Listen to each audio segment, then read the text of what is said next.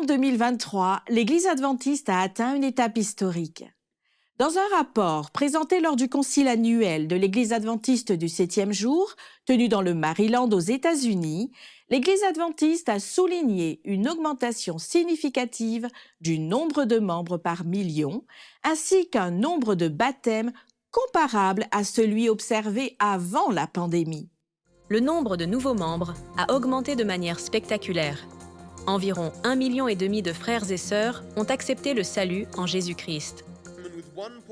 Avec 1,465 million de personnes ajoutées à l'Église, l'année 2023 a connu le plus grand nombre d'adhésions nettes de toute l'histoire de l'Église adventiste, dépassant les 1,38 million ajoutés en 2018. Cette croissance reflète les efforts des dirigeants, pasteurs, membres et bénévoles dans l'évangélisation mondiale.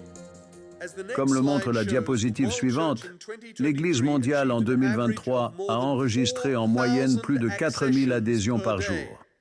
Dans le monde entier, quelqu'un est devenu adventiste du 7e jour toutes les 21 secondes et demie.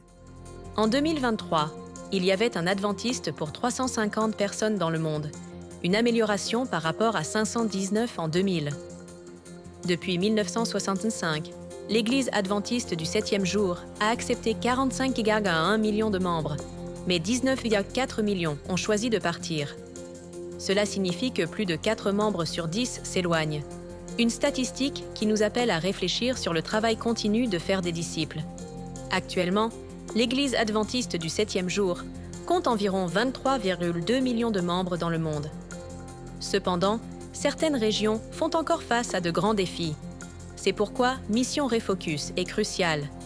Plus de missionnaires et de ressources doivent être déployés à l'échelle mondiale, mais surtout dans des régions comme l'Union du Nord du Ghana, où 24 membres sont nécessaires pour générer un baptême, et l'Union du Sud de l'Inde, où le défi est encore plus grand, avec 231 membres impliqués pour chaque baptême. De plus, certaines régions, comme l'Union de l'Afrique de l'Ouest central et l'Union de l'Est de la Russie, font face à des défis tels que la diversité culturelle, le manque d'infrastructures et l'instabilité politique qui nécessitent plus de ressources et d'attention sur les missions.